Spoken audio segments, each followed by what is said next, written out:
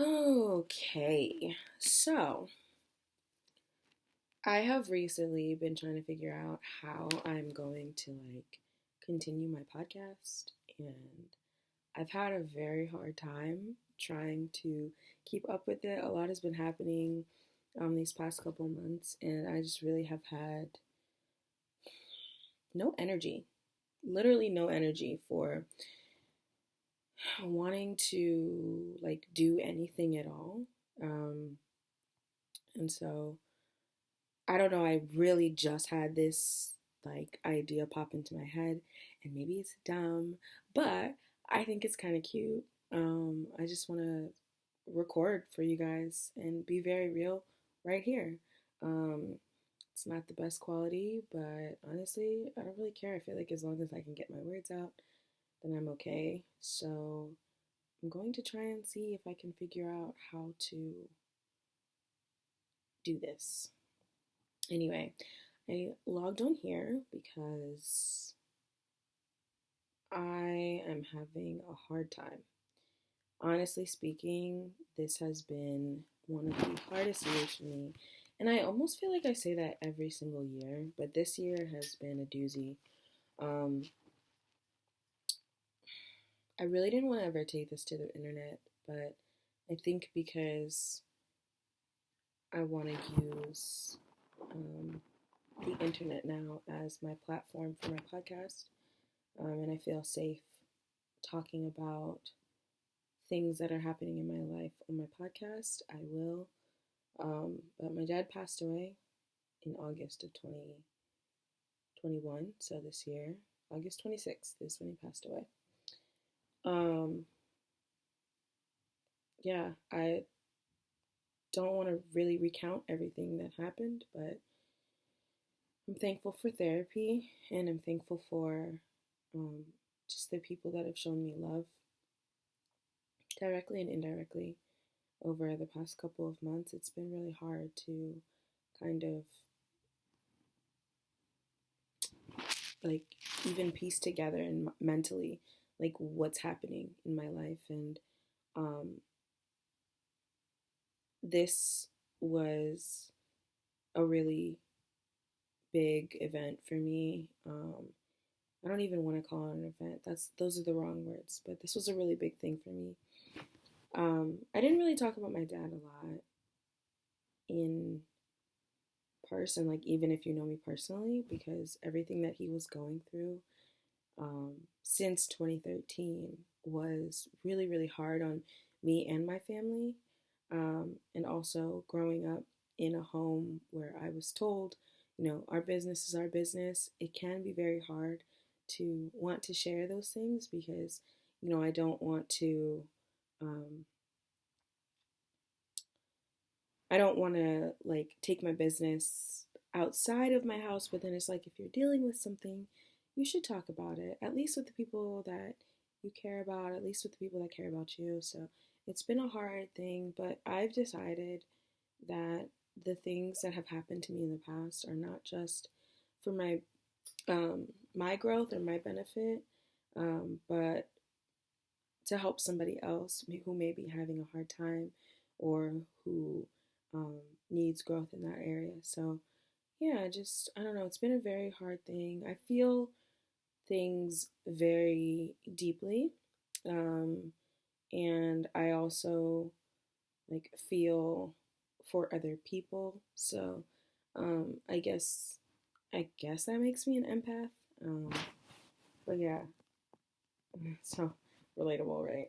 Um, yeah, it's been hard, and I think even before my dad, I was grieving, and I actually put out a podcast which I then deleted because I have decided I'm not ready to put that out, or maybe just I felt like that was an overshare um, of my life. But let's just say if you did get to listen to the podcast, then you know what I'm talking about. But if not, yeah, I've just been grieving a lot of change in my life, and um, one of the things that I used to say all the time was I hate change, but this year I think I've just been so tired out with how many things have been happening, how many things have taken up my time and energy, that I've found myself telling God, like, I need change, I want change, I'm ready for change, which is almost like a burden lifted for me because things are changing anyway in my life, and um, resisting change is not helping.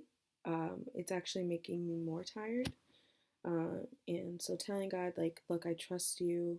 This is really hard, but I'm willing to move forward has actually been a lot easier for me than anything else. And there are still moments where I get stuck and I don't want the change. Um, but I have to ultimately, like, I come back to that choice of, like, do I want to evolve and grow and accept the process, or do I want to, like, try to force things to stay and not evolve and grow and not be where I see myself being? And I think I have this mental thought process that, like, um, growth doesn't come with hardship, but it's, I don't know. Like, when I think of growth, I always think of, like, the good sides of growth. It's like, you grow and you have more freedoms and things like that. But also, when you grow, a lot of hard stuff happens too. People change, people go in and out of your life. Um, you change, you like things and then you don't like things. And you learn things about yourself or other people that make you question things about life, and you have these um, moments where you wrestle with what you used to believe and what you are learning, and how the two mesh together or don't mesh together. And I think, especially being a Christian in this culture right now, um, there are a lot of things that I'm unlearning about the Christian community, but then also, like, I'm unlearning um, from the culture, and, like, trying to, like, relearn in Christ, if that makes sense. So the way people say I should look or act or feel, even as a Christian, and, like, what my actual reality is and what Christ says about that.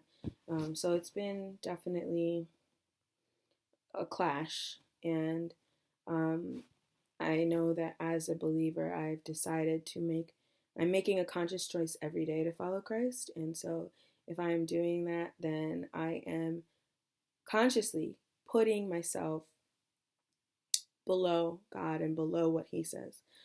So it can be definitely hard, and it's a thing that comes with discipline. And I would 100% say that I am not, like, super disciplined with that area. But my strength is in Christ, and this all kind of ties in together with my dad and the other processes that I've been grieving, because I have a choice. I have a choice to stay where I am mentally and emotionally and even spiritually, and say, God, this is not what I wanted. This is not fair.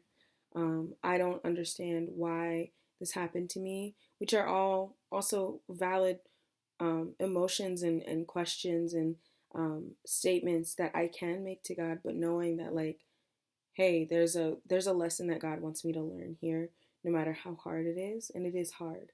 I think I've cried, like, every single day for the past couple months, and that's, if you're like, oh, that's really not that bad. I was crying, like, from last year to, like, the very beginning of this year, and I think these past 2 years have just been really hard. Um, Obviously, 2021 um, has just kind of broken me down, and I feel like I have pieces of myself just on the floor, and I'm just staring at them. Like, instead of even trying to pick them up, I'm too tired. I'm too emotionally and mentally tired to try to pick them up, to try to reconstruct them together.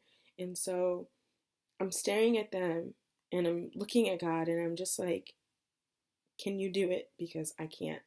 Like, I really can't. I feel like I'm losing my mind. And so that's how I've been feeling the past couple of weeks. And so I think it's important also to remember to be kind to yourself, but then also like, this is why it's so important to have like Christian community, you know, like I don't think I would be where I am right now, like working through my mental emotions, my mental state and my emotions if I didn't have, number one, my Christ-centered community, like the people that love Jesus but also love me and are willing to put in the time and effort to say like, hey, like let's hang out, or hey, like how are you doing, like really, and are willing to hear what I have to say and not just try to sugarcoat things and be like, oh, it's gonna be okay, it's fine, you just need to pray about it. Like, no, like these are people that like, even if they don't know what to say, they're like asking to sit in that space with me, like, and willingly will do so. And it kind of reminds me of like, I've been relating a lot to the book of Job, as I think like any human being, if you read that chapter or that book, it's a very in-depth book. It's an interesting book, and I really love Job, but I think it's a very relatable human experience that he was having with God. And it's just like he's questioning God and why did you do all these things? Like, why did all these things happen to me? Like, I wish I was never born. Like, you know, but there is a beautiful part in Job. Well, a couple of beautiful moments, but one of the beautiful moments is when his friends, um, as soon as his friends hear, they gather with him and they just sit with him in silence, in complete silence for 7 days. And obviously, it kind of goes downhill from there if you read the rest of the book.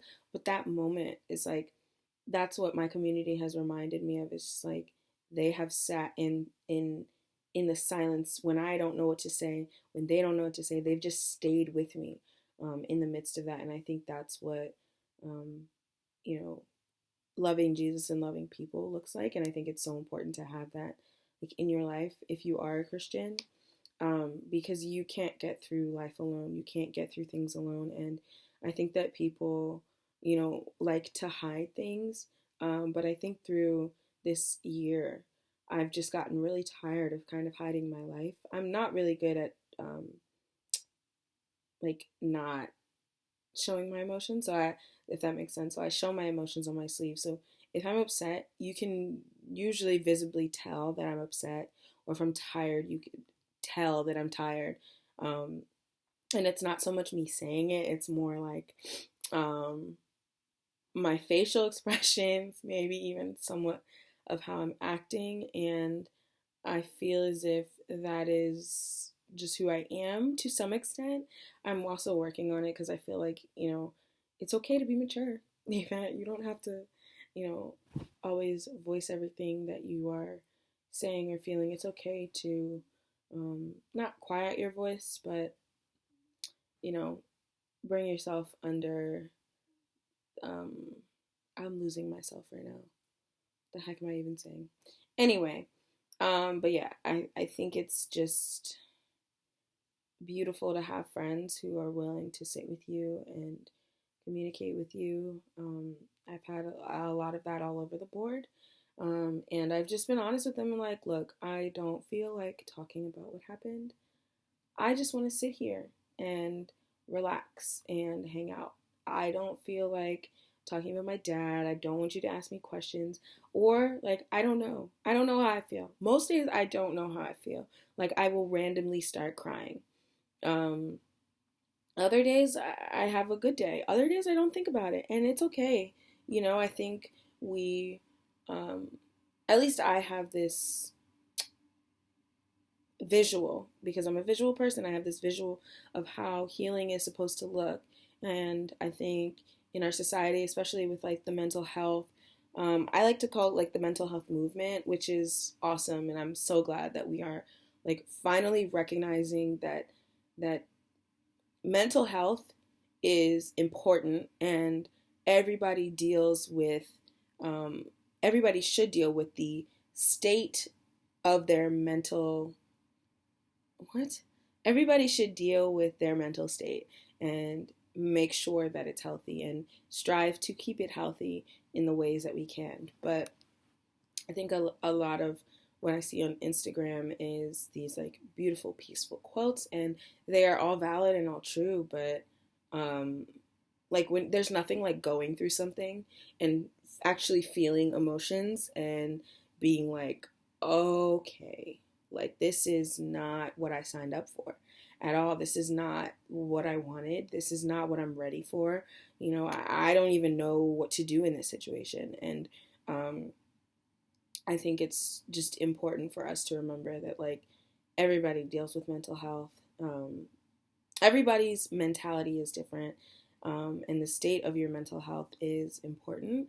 Um, and it's important to have community around you. And it's also the other point I was going to make is like it's super important to take time for yourself. This has been a very like lonely season for me. Um, and at first, like I've dealt with loneliness in the past a couple of times, and there's always been this like continuation of me like coming back to like the realization is like I feel lonely in this area. Why do I feel lonely? Sometimes it has um, kind of just hurt more, and other times, such as now, I've kind of enjoyed the loneliness, or not the loneliness, but like being alone, maybe. Um, and so I think taking time for yourself and doing things for yourself is important because you have a relationship with yourself as well at the end of the day.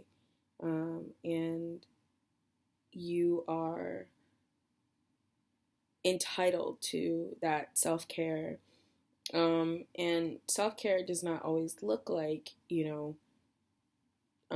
sleeping in an extra few minutes or just, writing in your journal. But, there are different forms of self care. But I think when you're going through something hard, obviously we talk about self care, and a lot of the examples that you see are, maybe taking yourself out on a date, or taking a nice long hot shower, or maybe like calling off of work and taking a mental health day, things like that. And those things are super important. So, and I think for now, like those things are what I have been kind of looking at and saying like, okay, this is how much I have left.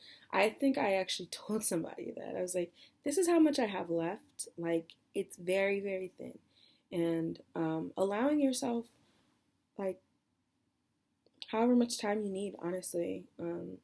I really just started getting back into like social things. It's been what? August, September, October, November. It's been September, October, November. It's been 3 months, going on 4 months now, of me just kind of really taking as much alone time as I can to myself, and not really hanging out with my friends. Like in the past 3 months, like if I've hung out with somebody, it's really them connecting with me and saying like, hey, do you want to hang out today? Whatever. And then me like going if I feel like it, not going if I don't feel like it. And I think that's okay too. Um, but yeah, there's a lot on my mind, and you know, grieving is real, and I don't think it ever really stops.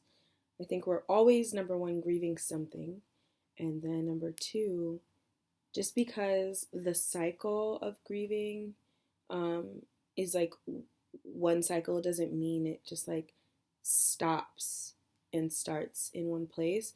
I think we go through different stages of the grieving process through our life. And so you may never really like finish grieving something until the end of time. So, yeah, I'm learning to just not, I don't want to call it be comfortable, but like I'm learning to kind of just take what I'm given and like ask God, like, okay, what are we doing?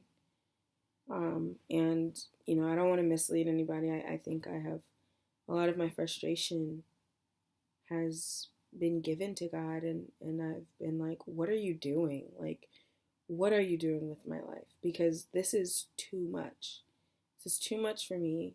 Like, you, it's a lot. It's a lot, and I cannot handle it. And I am about to like, have you ever seen one of those strings that like, you know how string has like, um, some string has like multiple strands in the one string, and like have you ever seen one of those strings where it's like it's starting to fray out, and then you just see like this tiny piece of the string that's holding the whole thing together. I was like, God, this is how I feel. And like I feel like more stuff is being added on top of me, or on top of what I'm dealing with. But this has just been a very interesting year. God has shown me that you can have good things and bad things happen to you at the same time. Um, and I've struggled with that too, because then it's just like, well, if I'm crying about the things that have happened to me that I don't like, what does it look like to, um, you know, be excited about the things that have happened? And then just because I am sad, does that mean that my sadness has to overshadow my happiness? Or am I allowed to be happy? And I've come to the conclusion that yes, I deserve to be happy when happy things happen to me.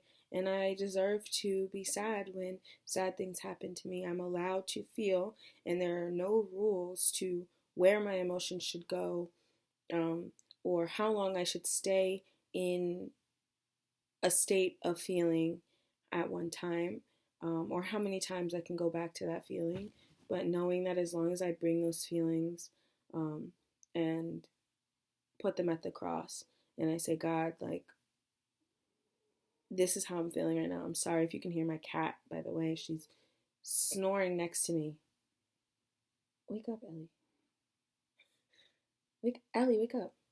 Anyway, yeah. Um, so it's been a ride. Um, I don't know if I'll be able to upload this. I'm hoping so. But yeah, I'm super.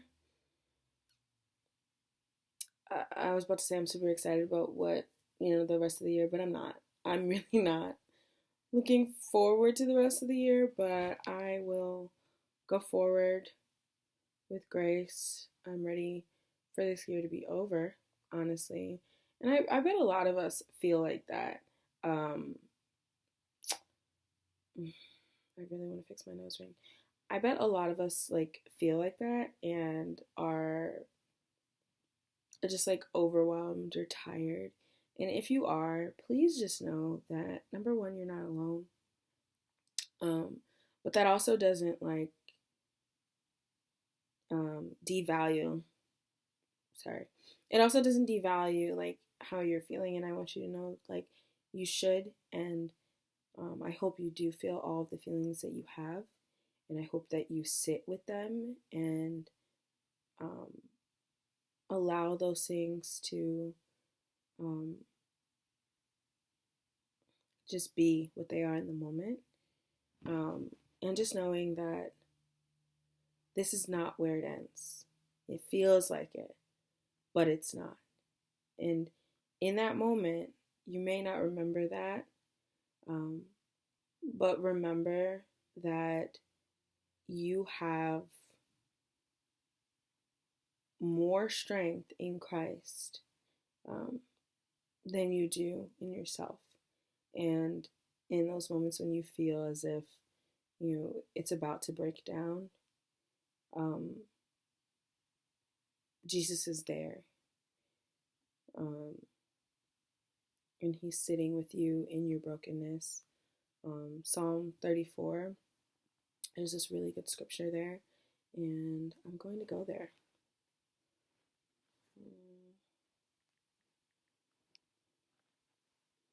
I think it's Psalm 34:18, if I'm good. If I'm a good Christian. No, I'm just kidding. Psalm, Psalm 34.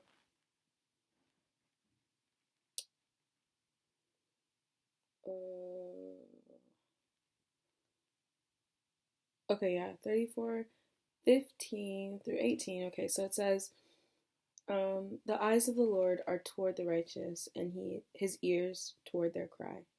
The face of the Lord is against those who do evil, to cut off the memory of them from the earth. When the righteous cry for help, the Lord hears and delivers them out of all of their troubles.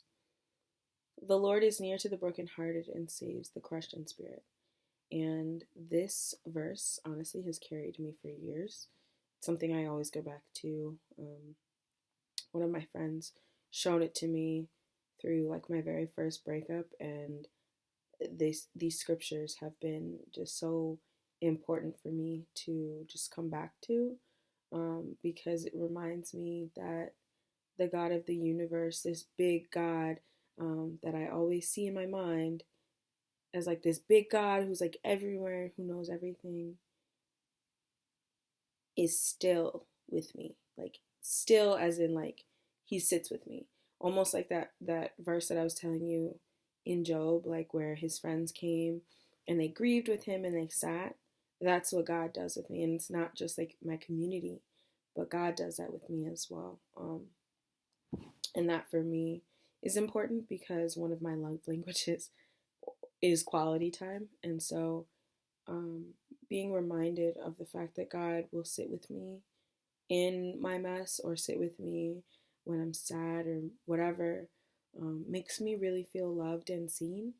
And it reminds me that like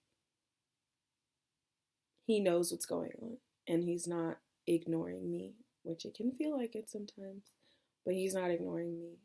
He's giving me what I need, and sometimes what I need is to be still with Him. Like sometimes what I need is just to sit with Him. He's near to me, and I'm always on His mind. He created this world, for us to live in and to give glory to Him, but He loves us more than we could like ever fathom, and God has sacrificed more for me than I could ever do for Him, and more than like He would ever require of me, which just even shows that like in and of itself, it's not like a transactional love. It's like Jesus died for me, and His requirement is that of my life, but He knows that I'm not perfect, and through my life, He wants to shine through because He knows that He is a perfect God and He can do things that I cannot. And yeah, I think I just have to remember that, because it's easy to forget, when you're focused so much on like yourself or the things that you're going through. It's just easy to focus inward and say, me, this is how I feel. And someone who is an advocate for mental health, as myself, I think it's so important. But I think there is a point where there's nothing else that I can do to make myself like feel better or grow. Like the end all be all is Jesus. And the end all be all is knowing that He is greater than my issues. He's greater than the things that I'm going through. And it's even when I'm like, God, I don't understand. Like that all that Christian stuff sounds great right now. Like all that like you love me sounds real cute or whatever. Um, but in this moment I'm hurting and like you don't understand my pain. It's like God is saying like, yes, I do. I understand your pain. And like this love that God has for um me or um his children is just like it's nothing we've ever experienced before, and it's nothing you will ever experience if you don't have Jesus in your life. And so when we experience a love that is not conditional, a love that does not require us to be perfect, it's weird. It's weird, like doing something that like God asked you not to do, or that you just kind of know is not um, along the lines of, what God would want you to do, and still being able to come back to God and being like, hey, I'm here. I'm still in this relationship, with you. And God is like, hey, I've been waiting for you. I love you. Nothing has changed. Um, it's weird because when we have relationships with people, it's kind of just like if you do something wrong, um, or you do something to hurt them, intentionally or unintentionally, I think as a society, we're so quick to kind of just be like, this is not good. You're not good for me. Like, you did me wrong, whatever. And I'm not invalidating anybody's experience because I do think there are people that need to just be out of your life. But, we treat God the same way that people treat us. We do things to God consistently. That if God was another like human being on this earth, he'd be like, you're done. You're done. You're done. If anybody's ever seen that TikTok. But he's not. He's not like any human. God is God, and he is all knowing. And anything that we do is already factored in. And he has already looked at every possible outcome. He knows every possible outcome of a situation. He knows how things happen and why they happen. And he's still willing, more than willing, to accept us for who we are because he knows that he can make up the difference. It's like taking somebody out to dinner or going out with somebody, like for lunch or whatever, and like they order like a whole bunch of stuff and like they only like have $10 to pay for their meal when their meal is like $100, like, and you're like, oh, that's fine, like I have the other $90, don't worry about it. Like imagine somebody being like, oh yeah, I have the other $90 plus the tip and the tax and my meal, like I got it. That's kind of how God is, that is how God is towards us. So yeah, I just wanted to say that, and this ended up being long, but thank you for listening.